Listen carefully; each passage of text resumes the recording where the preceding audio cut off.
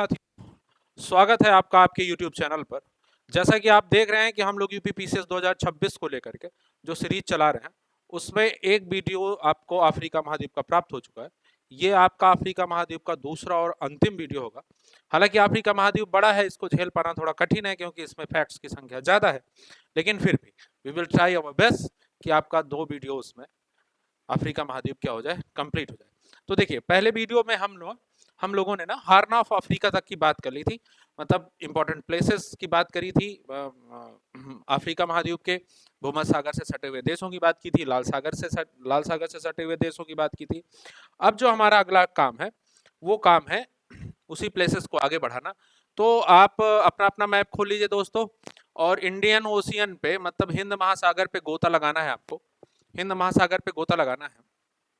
तो देखिए, सोमालिया तक की बात देख ली थी हमने। सोमालिया तक, सोमालिया के आगे चलते हैं। सोमालिया के आगे चलते हैं तो एक देश मिलेगा जब जिसका जिसका नाम होगा तंजानिया। यहाँ पे आपको एक जगह मिलेगी तंजानिया। देखो दोस्तों, तंजानिया, देखो तंजानिया। और तंजानिया के पास एक क्षेत्र मिलेगा जिसका नाम है, तंजानिया के पास आपको एक क्षेत्र मिलेगा जिसका नाम है क्या, दारे सलाम। जिसका नाम क्या है, दारे सलाम। देखो दारे सलाम मिला क्या, ठीक है।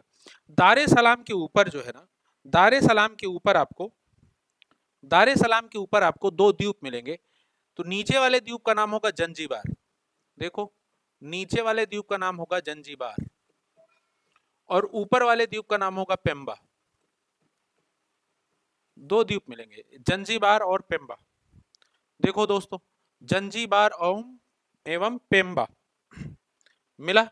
देखो, इनके बारे में एक फैक्ट है जो आपको लिखना आवश्यक है, तो आप यहाँ पे लिख लीजिए, बहुत इंपॉर्टेंट है। आज की क्लास का पहला पॉइंट, आज की क्लास का पहला पॉइंट क्या मिला, पेम्बा। और दूसरा क्या मिला, जंजीबार। दूसरा क्या मिला, जंजीबार। ये पेम्बा और जंजीबार द्वीप को, दोनों को मिला करके क्या बोलते हैं, लौंग द्वीप को बोलते हैं। कौन सा द्वीप, लौंग द्वीप बोला जाता है, लौंग द्वीप कहा जाता है। मोस्ट इंपॉर्टेंट सवाल है, अक्सर पूछा जाने वाला सवाल है, परीक्षा में छपता है कि क्लोव आइलैंड किसे कहते हैं। क्लोव, लौंग को ही अंग्रेजी में क्लोव कहते हैं। तो ये पूछा जाता है कि क्लोव आइलैंड किसे कहते हैं। तो क्लोव आइलैंड अफ्रीका महाद्वीप में, इंडियन ओशियन में, पेम्बा द्वीप और जंजीबार द्वीप को क्लोव आइलैंड कहते हैं। ठीक है, चलो अब देखो, मैप की तरफ बढ़ो दोस्तों, मैप की तरफ बढ़ो। मैप की तरफ जैसे आप पहुंचोगे तो देखिए, तंजानिया के बाद यहाँ पे आपको मिल जाएगी मोजाम्बिक। यहाँ पे आपको एक जगह मिलेगी क्या, मोजाम्बिक। देखो मोजाम्बिक, मोजाम्बिक मिला। और मोजाम्बिक की राजधानी होगी मपुतो। मपुतो मोजाम्बिक की राजधानी होगी, बंदरगाह शहर मपुतो। तो मोजाम्बिक, मोजाम्बिक की राजधानी मपुतो। यहाँ पे एक इंपॉर्टेंट बात है जो आपको लिखना आवश्यक है पॉइंट के रूप में। आवश्यक बात क्या है, आवश्यक बात यह है कि भाई मोजाम्बिक पे, पॉइंट नंबर दूसरा, ये जो मोजाम्बिक है, मोजाम्बिक है, इस मोजाम्बिक में, इस मोजाम्बिक की राजधानी क्या है, मपुतो। क्या है, मपुतो, मपुतो। मोजाम्बिक की राजधानी क्या है, मपुतो। यहाँ पे एक बात है, यहाँ पे बांटू नामक जनजाति पाई जाती है। बांटू नामक जनजाति, नामक जनजाति पाई जाती है, पाई जाती है। लिख लिया दोस्तों, कौन सी जनजाति पाई जाती है, बांटू नामक जनजाति पाई जाती है। देखिए, पीसीएस में अक्सर मिलाने के लिए पूछता है, पीसीएस भर नहीं, किसी भी वनडे एग्जाम हो गया या कोई भी एग्जाम जहाँ पे जीएस की आवश्यकता है, वहां पे जनजाति के नाम पे सवाल पूछेगा तो आपको मिलाना पड़ेगा। बांटू नामक जनजाति कहाँ, मोजाम्बिक में। मोजाम्बिक की राजधानी क्या, मपुतो। और मोजाम्बिक किसके तट पर है, तो इंडियन ओशियन के तट पर है दोस्तों। चलिए फिर मैप की तरफ बढ़िए, फिर मैप की तरफ बढ़िए। जहां पे आप मोजाम्बिक देख रहे थे, उसके जस्ट सामने आपको एक जगह मिलेगी, मेडागास्कर। क्या मिलेगा, मेडागास्कर। देखिए सब लोग, मेडागास्कर एक द्वीप है, मेडागास्कर। मेडागास्कर के बारे में भी कुछ इंपॉर्टेंट फैक्ट्स हैं। कुछ इंपॉर्टेंट फैक्ट्स में, जो मेडागास्कर के बारे में जो इंपॉर्टेंट फैक्ट है, उसमें पहला फैक्ट, उसमें फैक्ट्स में देखो, आज की क्लास का तीसरा फैक्ट, मेडागास्कर। मेडागास्कर, ये जो मेडागास्कर है, ये 4th, मतलब विश्व का चौथा सबसे बड़ा द्वीप, फोर्थ सबसे बड़ा द्वीप, सबसे बड़ा द्वीप कहाँ का? विश्व का, है ना, विश्व का चौथा सबसे बड़ा द्वीप है। और इसकी एक विशेषता, खास विशेषता है, यहाँ का जो जीव है, जो जहाँ इसका, इस जीव का जो प्राकृतिक पर्यावास है, मेडागास्कर एक जीव का प्राकृतिक पर्यावास है जिसे लेमूर कहते हैं। तो लेमूर का प्राकृतिक पर्यावास है। यदि पूछा जाए कि लेमूर का प्राकृतिक पर्यावास कहाँ है, तो लेमूर का जो प्राकृतिक पर्यावास है वो कहाँ है? मेडागास्कर है।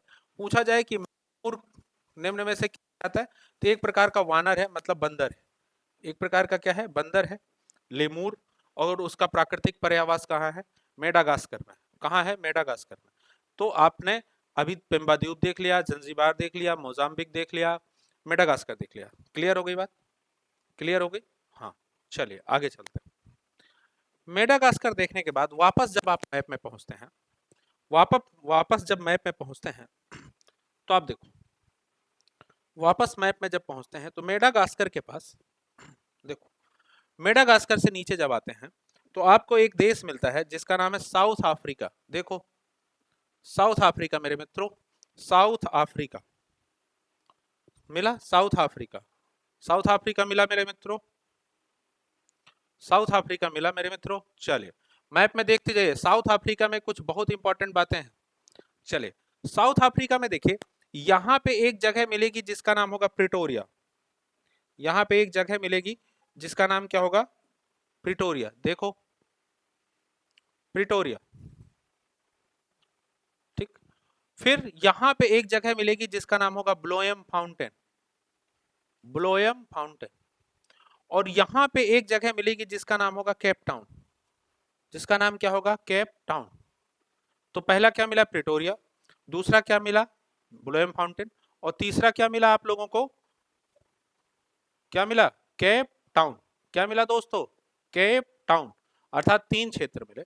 पहला साउथ अफ्रीका में प्रिटोरिया मिला, दूसरा ब्लोएम फाउंटेन मिला, और तीसरा केप टाउन मिला। यदि इन तीनों में से पूछ लिया जाए कि बंदरगाह वाला कौन सा होगा, तो बंदरगाह कौन सा होगा? केप टाउन होगा। क्या होगा? Cape Town. अब देखो ये तीनों राजधानियां हैं, तो यदि पूछा जाए साउथ अफ्रीका की राजधानी, तो साउथ अफ्रीका की कोई एक राजधानी नहीं, साउथ अफ्रीका की 3 राजधानियां। उन 3 राजधानियों में प्रिटोरिया भी राजधानी है, ब्लोएम फाउंटेन भी राजधानी है, और केप टाउन भी राजधानी है। तो चलिए चलिए नोट्स बनाते हैं। नोट्स बनाने के क्रम में जो पहला पॉइंट आएगा, नोट्स बनाने के क्रम में जो पहला पॉइंट आएगा, उस पहले पॉइंट में देखो, ये जो पहला पॉइंट आ रहा है, उस पहले पॉइंट में क्या है? दक्षिण अफ्रीका। किसका नोट्स बना रहे हैं? दक्षिण अफ्रीका, है ना। किसका नोट्स बना रहे हैं? दक्षिण अफ्रीका, ठीक है। दक्षिण अफ्रीका में पहला हमको क्या मिला? प्रिटोरिया। क्या मिला? प्रिटोरिया। दूसरा क्या मिला? ब्लोएम फाउंटेन, ब्लोएम फाउंटेन, ब्लोएम फाउंटेन। और तीसरा क्या मिला? Cape Town. तीसरा क्या मिला? Cape Town. इंपॉर्टेंट बात है दोस्तों, तीसरा क्या मिला? केप टाउन, ठीक है। तो आप देखो, जब प्रिटोरिया की बात करोगे तो प्रिटोरिया कौन सी राजधानी है? पूछा जाएगा दक्षिण अफ्रीका की प्रशासनिक राजधानी का नाम क्या है? प्रशासनिक राजधानी, तब आंसर क्या लगाओगे? क्या लगाओगे? Administrative capital of south Africa, तो क्या आंसर लगाओगे? प्रिटोरिया। क्या लगाओगे? प्रिटोरिया। अब जब पूछा जाएगा जुडिशियल राजधानी, मतलब न्यायिक राजधानी, क्या न्यायिक राजधानी पूछा जाएगा कि साउथ अफ्रीका की न्यायिक राजधानी का नाम क्या है, तो न्यायिक राजधानी का नाम क्या होगा? न्यायिक राजधानी का नाम क्या होगा दोस्तों? न्यायिक राजधानी का नाम होगा क्या? ब्लोएम फाउंटेन। क्या नाम होगा? ब्लोएम फाउंटेन, ठीक है। जब केपटाउन के बारे में पूछेगा तो कहेगा साउथ अफ्रीका की विधायी राजधानी का नाम क्या है? विधायी राजधानी। तो विधायी राजधानी का नाम जब पूछेगा तब आप क्या बताओगे? Cape Town. क्या बताओगे? Cape Town. इसका मतलब दक्षिण अफ्रीका की 3 राजधानियां हैं, प्रिटोरिया, ब्लोएम फाउंटेन तथा केप टाउन। प्रिटोरिया प्रशासनिक राजधानी है, ब्लोएम फाउंटेन न्यायिक राजधानी है, केप टाउन विधायी राजधानी। क्लियर है? उसके बाद यहां से फिर से मैप में आओ, यहां से दोस्तों फिर मैप में आओ। आ जाओ मैप में, आ जाओ मेरे मित्रों, मैप में आ जाओ। चलो, यहाँ पे आप देखोगे कि एक जगह है जिसका नाम है जोहान्सबर्ग। एक जगह है मैप में जिसका नाम है क्या, जोहान्सबर्ग। और यही ब्लोएन फाउंटेन के ऊपर यहाँ पे एक जगह होगी जिसका नाम होगा किम्बरले। क्या नाम होगा, किम्बरले। क्या नाम होगा, किम्बरले। ठीक है, तो दो जगह मिल गई, जोहान्सबर्ग और किम्बरले। तो जब जोहान्सबर्ग और किम्बरले की तरफ जाओगे तो आपको दो चार पॉइंट्स याद रखने हैं। क्या है दो चार पॉइंट्स, देखो क्या है दो चार पॉइंट्स। पहला क्या मिला, जोहान्सबर्ग। तो दक्षिण अफ्रीका में अगला जोहान्सबर्ग, जोहान्सबर्ग। और जोहान्सबर्ग को क्या कहते हैं, स्वर्ण नगर कहा जाता है। स्वर्ण नगर, क्या कहा जाता है, स्वर्ण नगर कहा जाता है। तो अगला पॉइंट क्या मिला कि स्वर्ण नगर किसे कहा जाता है, तो जोहान्सबर्ग को कहा जाता है। अगली बात, किम्बरले मिला। क्या मिला, किम्बरले। किम्बरले, तो यदि किम्बरले के बारे में पूछा जाए तो ये हीरो के लिए प्रसिद्ध है। किसके लिए, हीरो के लिए, डायमंड्स के लिए प्रसिद्ध है। किम्बरले किसके लिए प्रसिद्ध है, डायमंड्स के लिए प्रसिद्ध है। किसके लिए प्रसिद्ध है, डायमंड्स के लिए प्रसिद्ध है। क्लियर है बात, क्लियर है बात मेरे मित्रों। चलें फिर आगे, चलिए चलिए। साउथ अफ्रीका की बात खत्म हुई, साउथ अफ्रीका की बात खत्म हुई।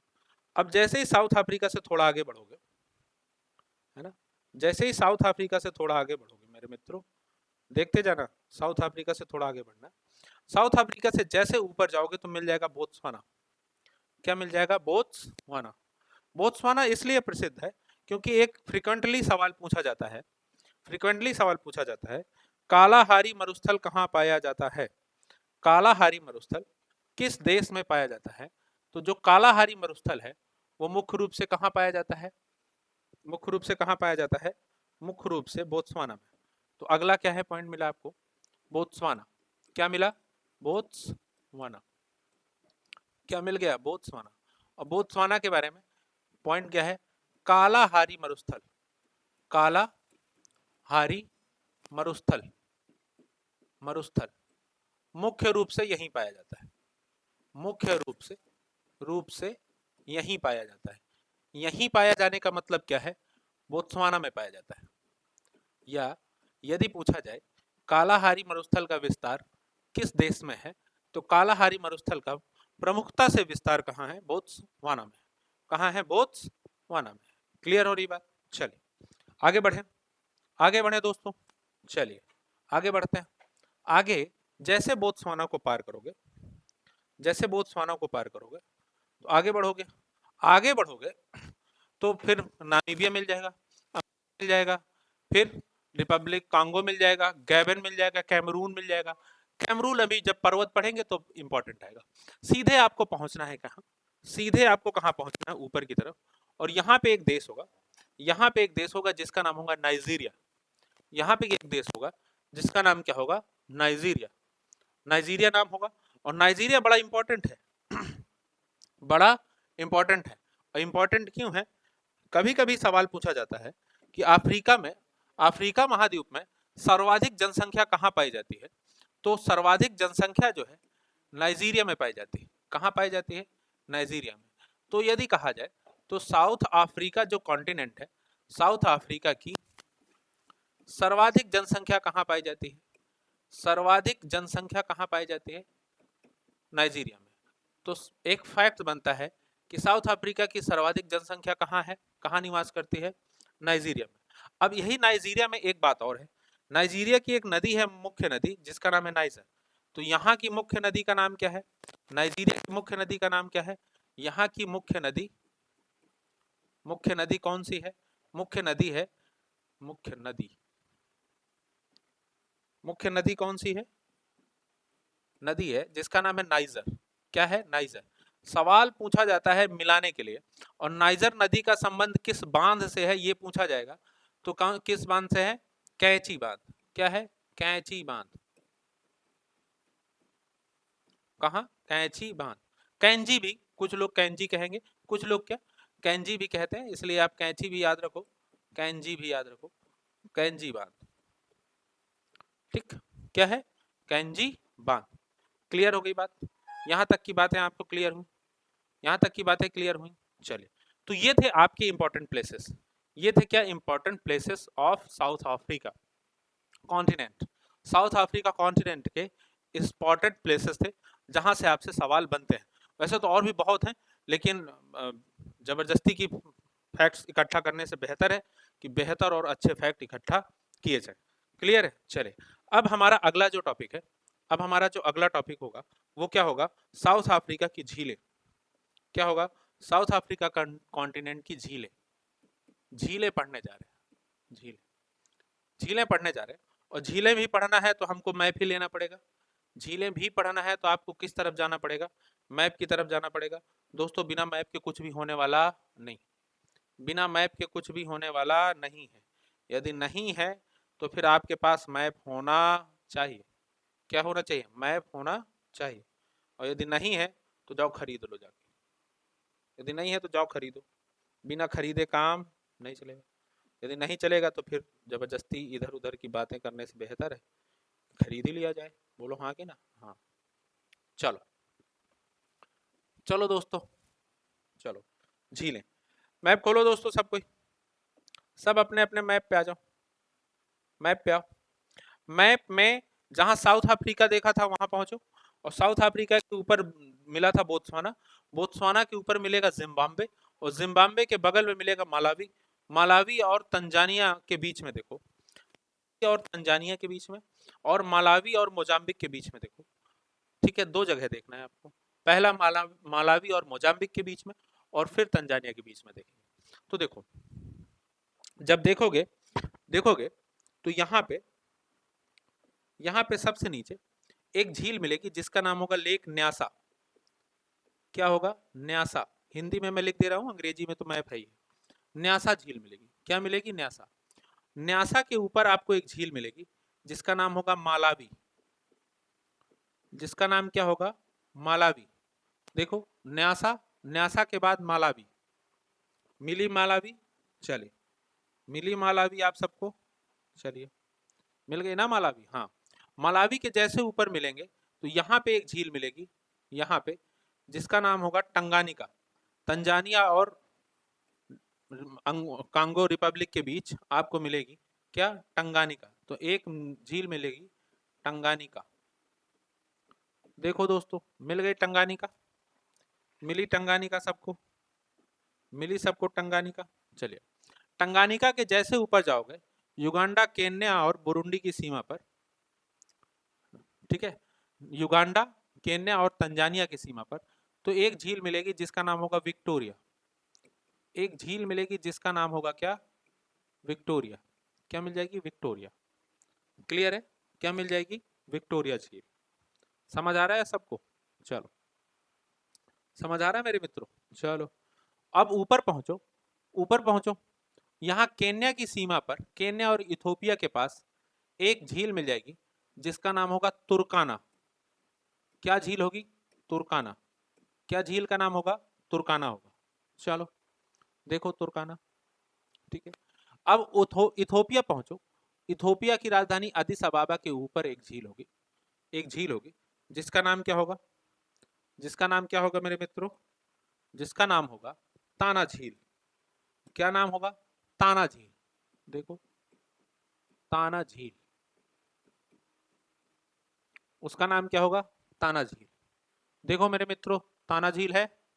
चलो, मिली। चलो, अब देखो, जैसे यहाँ पे सूडान में पहुंचोगे तो यहाँ पे खार्तूम के पास एक झील होगी।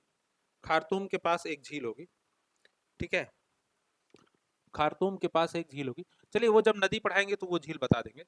अभी के लिए आप कंफ्यूज हो जाओगे तो इसको छोड़ देते हैं। यहाँ से बढ़ो, यहाँ से बढ़ो तो सूडान और मिस्र की सीमा के पास एक झील होगी।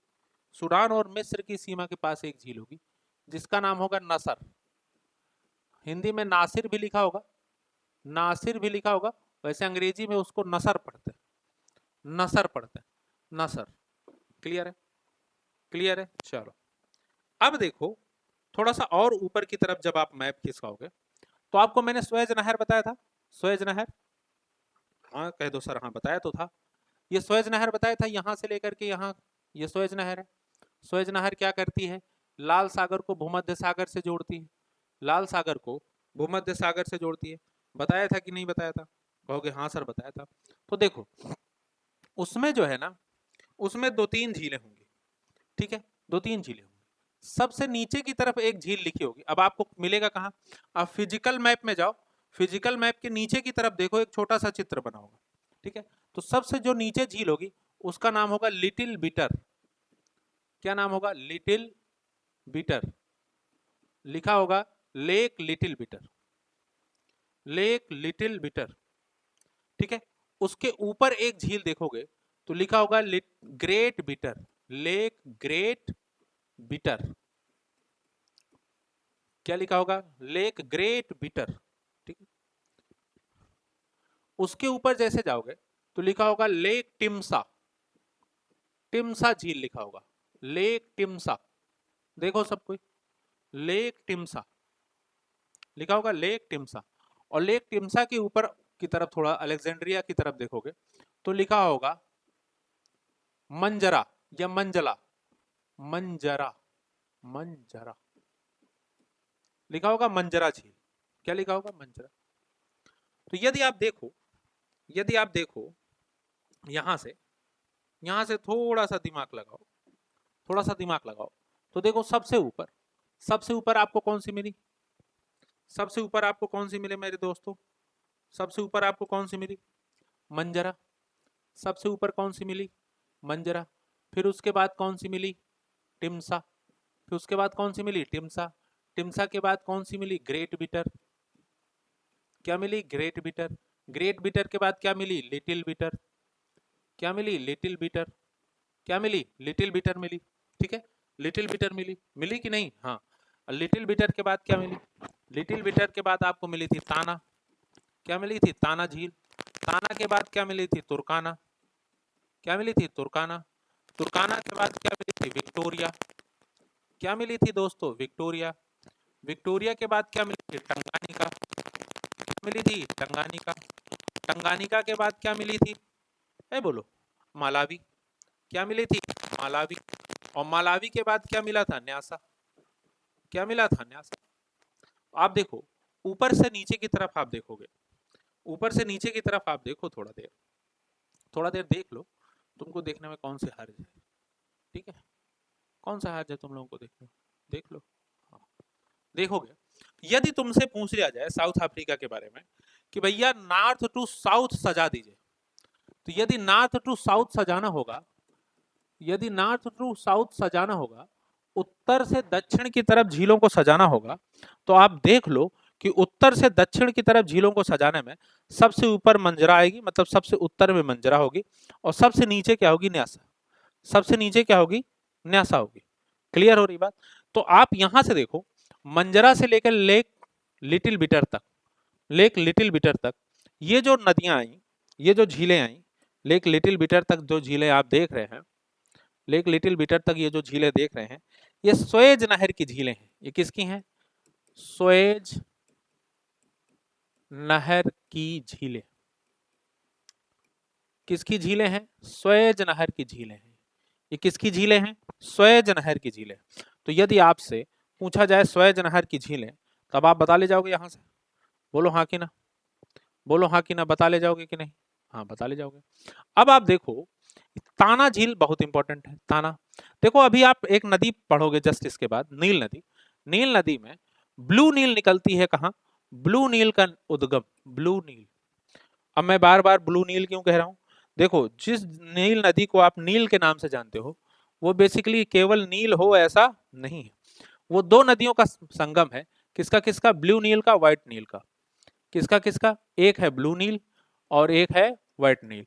तो ताना झील जो है किसका उद्गम है? ब्लू नील का उद्गम है। किसका उद्गम है? ब्लू नील का उद्गम है। वहीं जो विक्टोरिया झील है, विक्टोरिया झील है, वो श्वेत नील का उद्गम है। किसका है?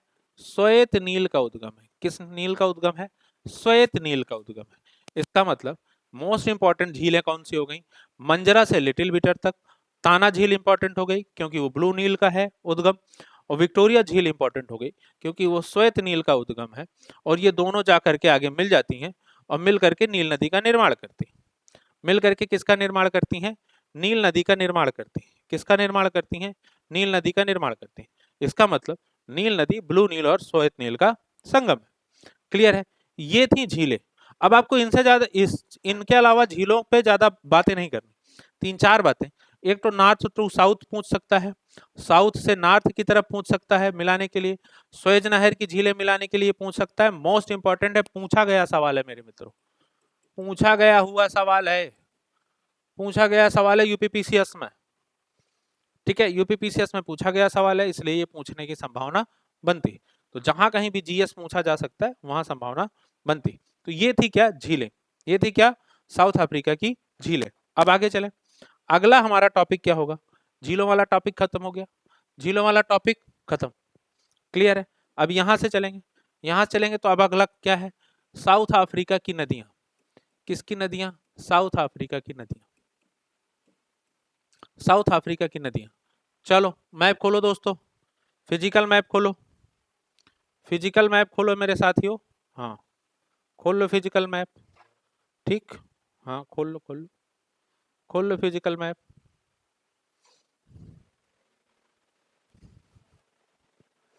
फिजिकल मैप खोलो। चलो, बहुत इंपॉर्टेंट इंपॉर्टेंट नदियां, बिल्कुल आसान भाषा में, बहुत ही आसान नदियां, बहुत ही आसान तरीके से सिखा देते हैं हमें। बहुत ज्यादा नदियां नहीं पढ़नी, देखो बहुत ज्यादा नदियां, बहुत ज्यादा पढ़ने से कभी लोग सफल नहीं। ठीक है, बहुत ज्यादा नहीं पढ़ना है, थोड़ा सा पढ़ना है लेकिन अच्छा पढ़ना है ना। पढ़ो थोड़ा, अच्छा पढ़ो तो मजा है। क्या है? मजे ही मजे। थोड़ा पढ़ो तो मजे ही मजे, ज्यादा पढ़ लो तो और ज्यादा मजे। अब तुम चेक कर लो कि तुमको कौन सा वाला मजा लेना है, थोड़ा वाला मजा लेना है कि बड़ा वाला मजा लेना है। ठीक है, चलो चलो, सबसे पहले, सबसे पहली नदी का नाम क्या है? नील नदी। सबसे पहली नदी का नाम क्या है? नील नदी। और नील नदी के बारे में मैंने आपको बताया, नील नदी के बारे में मैंने आपको बताया, क्या बताया दोस्तों? चलिए देखो, नील नदी के बारे में आपको बताया था कि ये दो नदियों का संगम है। कौन? किस नदी का संगम है? दो नदियों का संगम है बेसिकली। देखो कौन सी। यहाँ पे आपको मैंने बताया था एक झील, जिसका नाम क्या था? यहाँ पे आपको मैंने एक झील बताई थी जिसका नाम क्या था? विक्टोरिया। यहाँ पे एक झील बताई जिसका नाम है विक्टोरिया। और इथोपिया के पास यहाँ पे एक झील बताई जिसका नाम है ताना। जिसका नाम क्या है? ताना। इस विक्टोरिया झील से निकलती है कौन? ब्लू श्वेत नील। कौन से निकलती है? श्वेत नील। और इस ताना झील से निकलती है ब्लू नील। और दोनों मिलकर के क्या? नील नदी बनाती है। और ऐसे ऐसे आगे बढ़ती चली जाती है और जाके भूमध्य सागर में मिल जाती है। कहाँ मिल जाती है? भूमध्य सागर में। इसका मतलब ये हुआ कि जो नील नदी है, नोट्स की तरफ बढ़े। हाँ, जो नील नदी है, इसका मतलब ये हुआ कि जो नील नदी है, जो नील नदी है वो क्या है? संगम है दो नदियों का। किसका किसका? ब्लू नील, ब्लू नील का, और किसका? श्वेत नील का। किसका? श्वेत नील का। तो जो नील नदी है वो किसका संगम है? ब्लू नील और श्वेत नील का। और ये दोनों जो ब्लू नील और श्वेत नील है, ये कहाँ मिलती हैं? ये जाकर के सूडान की राजधानी खार्तूम, खार्तूम के पास मिलते हैं। खार्तूम किसकी राजधानी है? सूडान।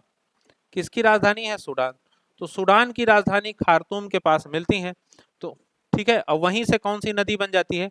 वहीं से नील नदी बन जाती है। अर्थात नील नदी का नाम नील जो है कहां से पड़ता है? खार्तूम से पड़ता है। उसके पहले वो क्या है? उसके पहले वो ब्लू नील है और श्वेत नील है। क्लियर है? यदि पूछा जाए विश्व की सबसे लंबी नदी, तो आंसर क्या बताओगे? बोलो क्या बताओगे? नील नदी। पूछा जाए विश्व की सबसे लंबी नदी, तो विश्व की सबसे लंबी नदी कौन सी हो जाएगी? विश्व की सबसे लंबी नदी, बोलो कौन सी? तो विश्व की सबसे लंबी नदी कौन सी हो जाएगी? नील नदी हो जाएगी। क्या हो जाएगी? नील नदी हो जाएगी। विश्व की सबसे लंबी नदी है नील नदी। क्या है? विश्व की सबसे लंबी नदी है नील नदी। क्लियर हो गई बात? चले फिर आगे। चलो, ये पॉइंट नोट कर लो, यही सेम है, चाहे नोट्स उस तरह बना लो चाहे इस तरह बना लो। चलो आगे चलो, आगे चलो, आगे देखो, आगे यहाँ पे, आगे फिजिकल मैप में देखोगे, फिजिकल मैप, फिजिकल मैप देखते हैं। चले, फिजिकल मैप खोलो, फिजिकल मैप, ठीक है, फिजिकल मैप खोलो दोस्तों, फिजिकल मैप खोलो। चलो फिजिकल मैप में देखो, इसमें पीला चलेगा ना, हाँ चल जाएगा। फिजिकल मैप खोलो दोस्तों, चलो फिजिकल मैप खोलो, फिजिकल मैप, चलो यहाँ पे देखो, यहाँ पे आपको मकर रेखा मिली थी, यहाँ पे आपको मकर रेखा मिली थी कहीं, ऐसे करके उस दिन मैंने आपको बताई थी कि यहाँ पे मकर रेखा है। आपको ये पता है कि जो है साउथ अफ्रीका में तीनों रेखाएं पाई जाती थी, यहाँ मकर रेखा मिलेगी। देखो यहाँ पे एक नदी होगी, ठीक है, यहाँ पे एक नदी होगी जो यहाँ से निकल रही होगी बाई के पठार के पास से, और दो, ये जो मकर रेखा है इसको दो भागों में काटती हुई आगे बढ़ जाती है और जाकर के मेडागास्कर के पास जो इंडियन ओशियन है वहां पे खत्म हो जाती है। देखो देखो, ठीक है, देखो। चलो अक्सर पूछा जाने वाला सवाल कि ऐसी कौन सी नदी है जो मकर रेखा को दो बार काटती है, ऐसी कौन सी नदी है जो मकर रेखा को दो बार काटती है, तो देख लीजिए, तो ऐसी कौन सी नदी, लिम्पोपो, लिम्पोपो, तो लिख लो लिम्पोपो नदी मकर रेखा को, मकर रेखा को दो बार काटते, को दो बार काटते, दो बार काटते। चलो देखो लिम्पोपो नदी मकर रेखा को दो बार काटती है, हाँ मोजाम्बिक के पास से हिंद महासागर में जाके खत्म हो जाती, ठीक, चलें, चले।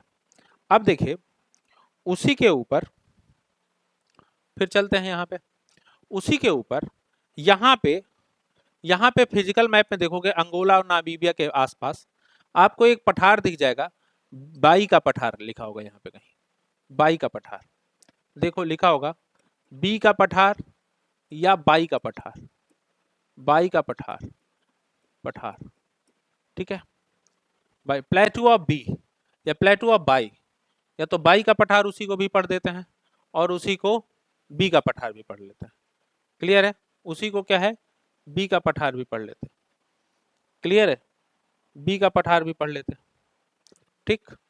तो आप देखो बी के पठार में, बी के पठार में देखो वहां से एक नदी निकल रही होगी, वहां से एक नदी निकल रही होगी और उस नदी का नाम क्या होगा, वहां से एक नदी निकल रही होगी और उस नदी का नाम होगा जाम्बेजी, उस नदी का नाम क्या होगा जाम्बेजी, देखो वहां से एक नदी निकल रही होगी और उस नदी का नाम होगा जाम्बेजी, ऐसे करके आ रही हो, ऐसे करके देखो जाम्बेजी, जाम्बेजी,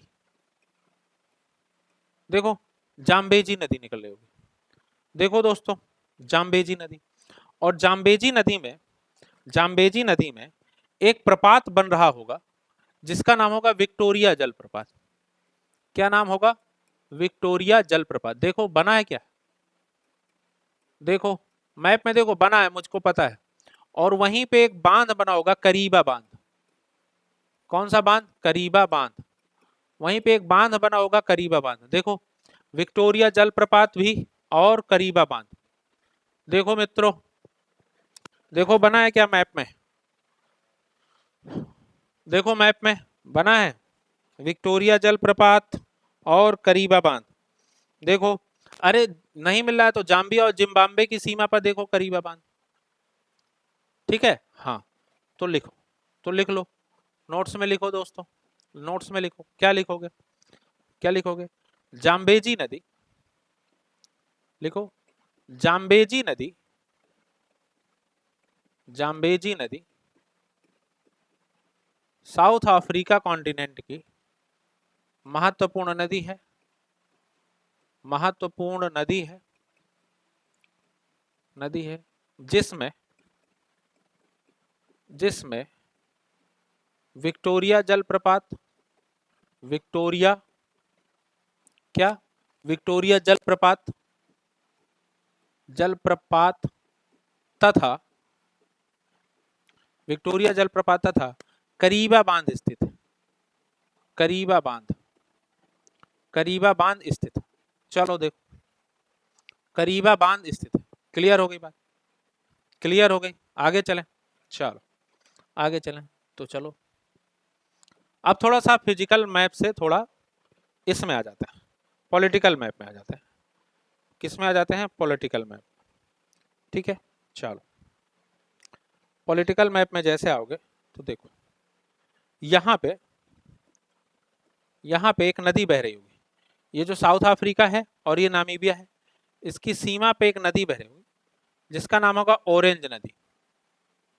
ऑरेंज नदी, ऑरेंज, हाँ वही संतरा वाला ऑरेंज, ऑरेंज नदी। ठीक है, पूछी जाती है इसलिए जितना भी चीजें पूछा जा रहा है मैं उतना ही बता रहा हूँ आपको, इसलिए इस क्लास को बहुत इंपॉर्टेंट तरीके से देखें। यदि आप नहीं देख रहे हैं तो बाद में देखें, नहीं बाद में देख रहे हैं तो नोट्स बना लें, हैं, और कुछ नहीं कर रहे हैं तो अस्वल मतलब स्वाध्याय कर लें, लेकिन कुछ तो कर लें। आप देखो इंपॉर्टेंट बात देखो क्या है इंपॉर्टेंट बात। इंपॉर्टेंट बात ये है कि ऑरेंज नदी है ना, किसका? दक्षिण अफ्रीका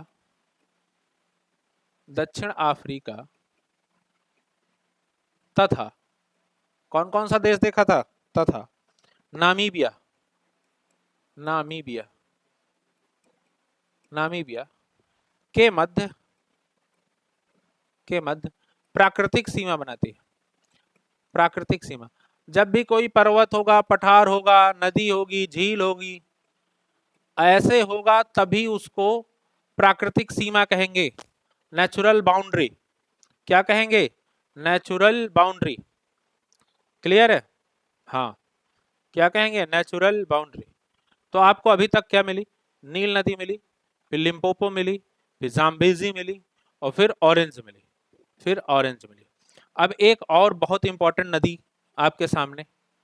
आप देखो ये जो कांगो रिपब्लिक है, ये जो कांगो रिपब्लिक है ना, ये कांगो रिपब्लिक है। इस कांगो रिपब्लिक बेसिन के पास से यहाँ पास से एक ऐसे नदी आ रही होगी, ठीक है, और उससे ऐसे करके ऐसे तमाम सारी नदियां जुड़ रही होंगी, ऐसे करके ऐसे। देखो देखो, तो ये जो मेन नदी है, इस मेन नदी का नाम है कांगो जायरे। क्या नाम है? कांगो जायरे। देखो लिखा है क्या? लिखा है कांगो भी लिखा है, कोष्टक में जायरे भी लिखा है। क्या है? कांगो लिखा है, कोष्टक में जायरे लिखा। ठीक, तो अगला पॉइंट देखो, ये कांगो जायरे का क्या है मामला।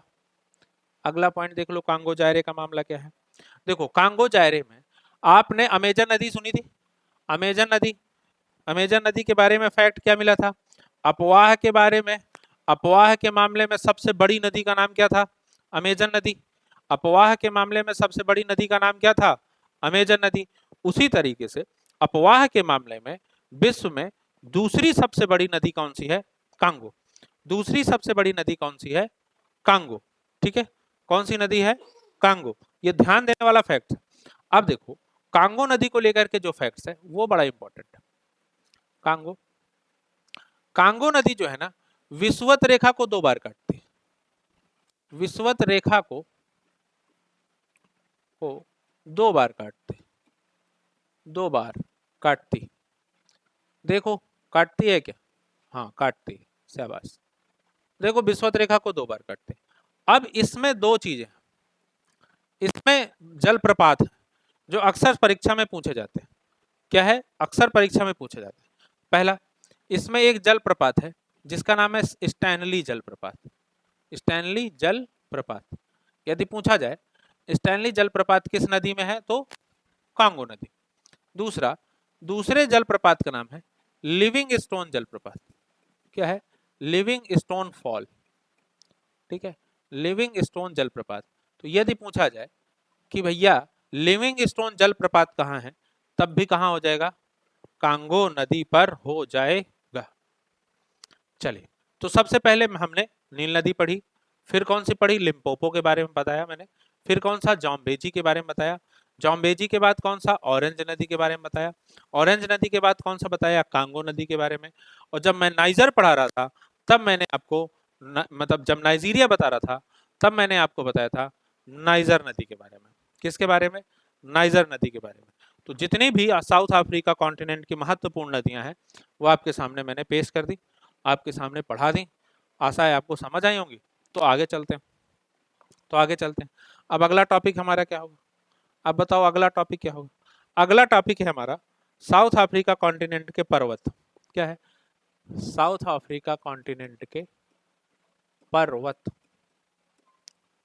पर्वत, साउथ अफ्रीका कॉन्टिनेंट के पर्वत। चलो चलो चलो दोस्तों, चलो। पहला, सबसे नॉर्थ में देखो, सबसे नॉर्थ में आपको पर्वत यहां पे मिल जाएगा। सबसे नॉर्थ में, सबसे नॉर्थ में आपको एक पर्वत मिलेगा। देखो, यदि मैं इसको थोड़ा बड़ा करूं मैप को, देखो,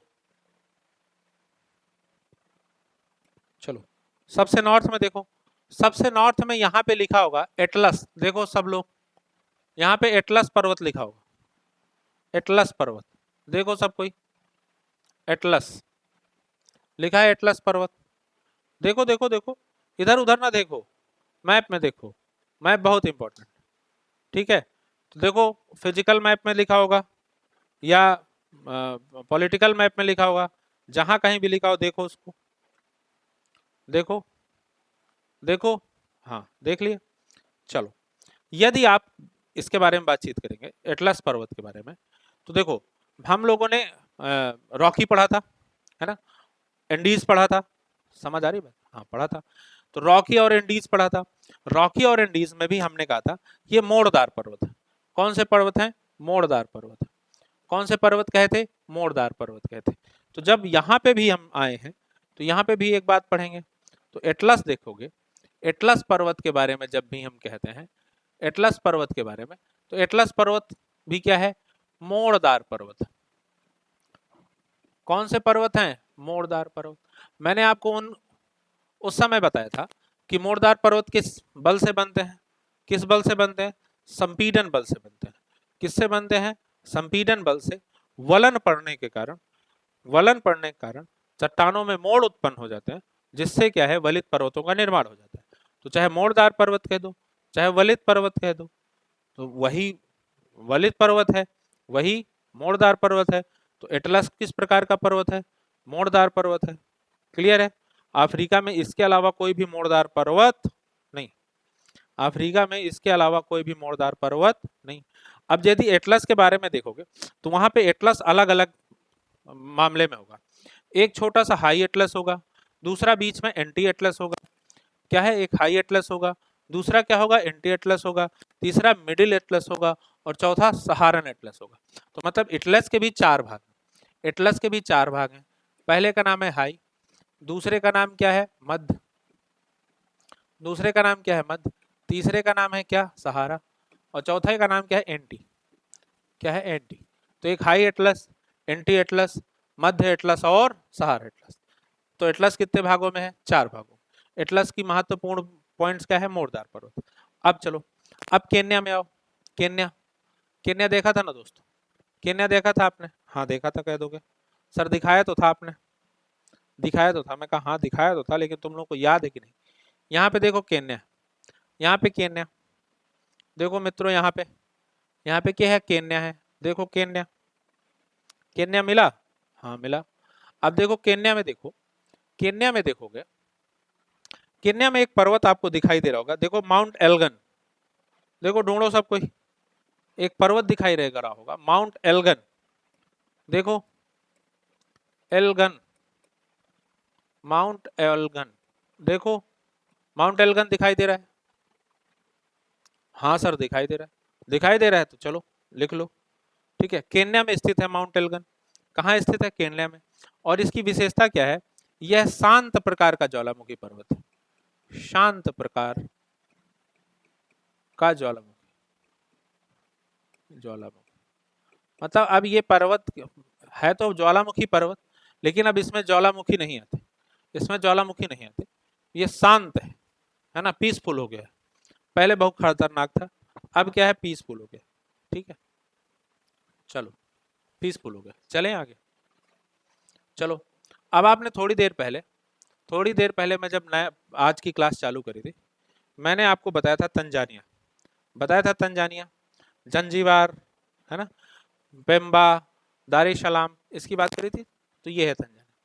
तंजानिया के पास देखो, तंजानिया, तंजानिया के पास देखो एक पर्वत होगा जिसका नाम होगा किलीमंजारो। किलीमंजारो, देखो किलीमंजारो, देखो लिखा होगा किलीमंजारो। तंजानिया के पास एक पर्वत होगा जिसका नाम होगा किलीमंजारो। क्या नाम होगा? किलीमंजारो। तो नोट्स की तरफ पढ़ो भाई, नोट्स की तरफ बढ़ो। बहुत इंपॉर्टेंट बात बताने जा रहा हूँ नोट्स की तरफ, बहुत इंपॉर्टेंट, ध्यान रख लो, छप सकता है और छप गया तो फिर छूट जाएगा। देखो किलीमंजारो मामला ये है ना, कि किलीमंजारो की ढालों पर कहवा की खेती होती है।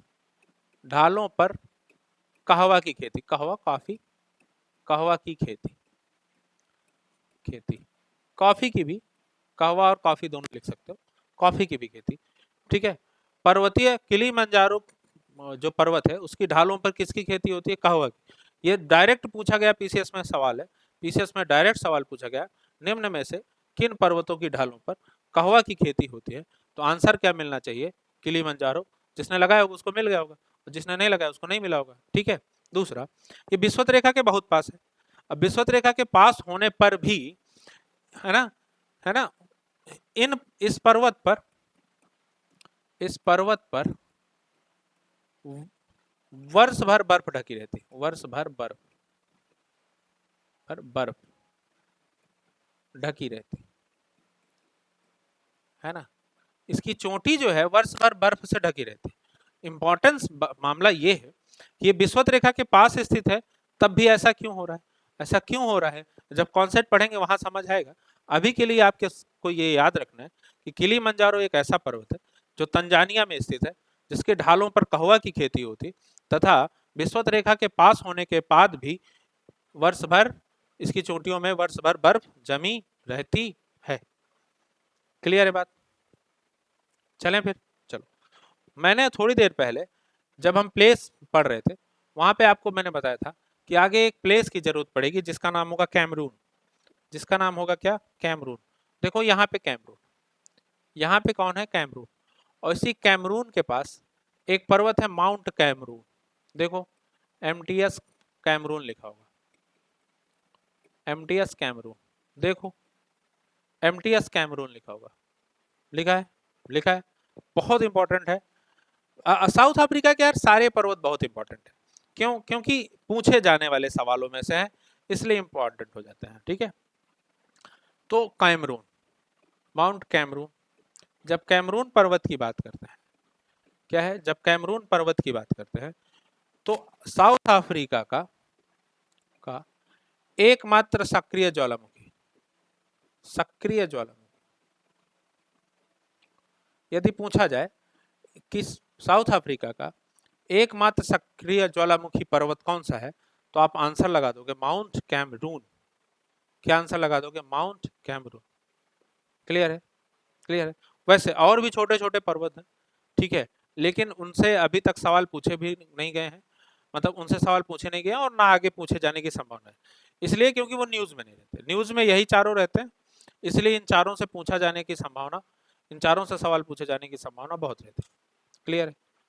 ठीक है, ठीक, बोलो हाँ कि ना। क्लियर है? चलो अब देखो, यदि हम, एक टॉपिक हमारा बचा है छोटा सा, एक टॉपिक छोटा सा बचा है, यदि हम टॉपिक का नाम बताएं तो नाम क्या है? क्या? मरुस्थल। साउथ अफ्रीका कॉन्टिनेंट के मरुस्थल, क्या है? मरुस्थल, साउथ अफ्रीका कॉन्टिनेंट के मरुस्थल। चलो देखो, चलो, बाकी तो नोट्स में दिया हुआ है, बाकी नोट्स में दिया हुआ है, इसलिए परेशान नहीं होना है। आप देखो फिजिकल की तरफ चलते हैं, ये फिजिकल, ठीक है, बाकी नोट्स में दिया हुआ है इसलिए परेशान नहीं होना है। बहुत सारे फैक्ट्स नोट्स में दिए हुए हैं, आप जब नोट्स वहां से पढ़ोगे तो अपने आप आपके सामने आएंगे, ठीक है। जो इंपॉर्टेंट बात है, जिनको याद रखना बहुत आवश्यक है, वो बातें मैंने आपको बता दी, ठीक है। जबरदस्ती के फैक्ट्स बांधने का प्रयास नहीं किया, क्योंकि जबरदस्ती के फैक्ट्स बांधने से आपको भी समस्या होती है और मुझको भी होती है, ठीक है। हाँ, चलो, यदि साउथ अफ्रीका के सबसे नॉर्थ की तरफ चलो, है ना, सबसे नॉर्थ की तरफ। तो देखो ये एक लाल लाल लाल लाल एरिया नजर आ रहा है, और ये क्या है, सहारा मरुस्थल है। ये क्या है, सहारा मरुस्थल। तो यदि देखा जाए तो ये क्या है, सहारा मरुस्थल है ना।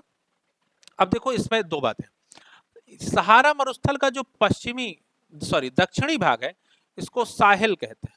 मैप में लिखा होगा देखो, साहिल, ये हो गया सहारा। मैप में देखो, फिजिकल मैप में देखो, ऊपर लिखा होगा सहारा और नीचे लिखा होगा साहिल। नीचे लिखा होगा साहिल। ऊपर वाला एरिया क्या है, सहारा मरुस्थल है। कौन सा मरुस्थल है, सहारा मरुस्थल। और नीचे वाला एरिया साहिल मरुस्थल है। इसका मतलब साहिल जो है सहारा का ही विस्तार है। साहिल जो है सहारा का ही विस्तार है। अच्छा, इस कोने में लिखा होगा नूबियन मरुस्थल। नूबियन नूबियन मरुस्थल। नूबियन मरुस्थल देखो मैप में, देखो फिजिकल मैप में ऊपर लिखा होगा सहारा, नीचे की तरफ लिखा होगा साहिल, और पूरब की तरफ लिखा होगा क्या, नूबियन। इसका मतलब क्या हुआ, विश्व का सबसे बड़ा मरुस्थल कौन सा है, सहारा मरुस्थल। पॉइंट नोट कर लो, नोट कर लो मेरे दोस्तों, पॉइंट नोट करो, नोट करो। क्या नोट करोगे, पहला पॉइंट नोट करो, विश्व का सबसे बड़ा मरुस्थल, सबसे बड़ा मरुस्थल सहारा मरुस्थल। सहारा मरुस्थल लिखो, सहारा मरुस्थल। सहारा मरुस्थल का दक्षिणी विस्तार साहिल कहलाता है। क्या है, सहारा मरुस्थल का दक्षिणी विस्तार, सहारा का दक्षिणी साउदर्न जो एरिया है वो साहिल कहलाता है, साहिल। और जो ईस्टर्न एरिया है वो नूबियन कहलाता है, नूबियन। अब साहिल मरुस्थल का विस्तार कहाँ कहाँ है, नूबियन मरुस्थल का विस्तार कहाँ है, वो नोट्स में है, तो जो पीडीएफ आपको मिलेगी उसमें मिल जाएगा। ठीक है, हाँ पीडीएफ मिलती है, बिल्कुल मिलती है ना, बिल्कुल। क्लियर, चले आगे। आगे एक सबसे इंपॉर्टेंट जो मरुस्थल मुझे बताना था, हालांकि मैं बता भी गया हूं, लेकिन फिर भी मुझको बताना आवश्यक है ना, मुझको बताना आवश्यक है। ये यहाँ पे, ये बोत्सवाना के पास एक मरुस्थल, बोत्सवाना में एक मरुस्थल है जिसका नाम था कालाहारी। कालाहारी, कालाहारी मरुस्थल, कालाहारी। कालाहारी से बहुत फ्रिक्वेंटली सवाल पूछा जाता है बुशमैन जनजाति, बुशमैन जनजाति का संबंध कहां से है, तो बुशमैन जनजाति का संबंध कालाहारी मरुस्थल से। बुशमैन जनजाति का संबंध कहां से है, कालाहारी मरुस्थल से। वैसे तो और भी छोटे छोटे मरुस्थल है, लेकिन आप इसी रूप में देखे रहिए, पर्याप्त मात्रा में है। क्लियर है, ठीक है। तो आज के लिए बस इतना ही, आशा है आपको पसंद आया होगा। पसंद आया हो तो हमको समर्थन जरूर प्रदान करें, और जीएस से संबंधित जो भी परीक्षाएं हैं जिसमें वर्ल्ड ज्योग्राफी पूछी जाती है, ये वीडियोस आपके लिए हैं, तो आप देखें जरूर। तब तक के लिए धन्यवाद, थैंक यू।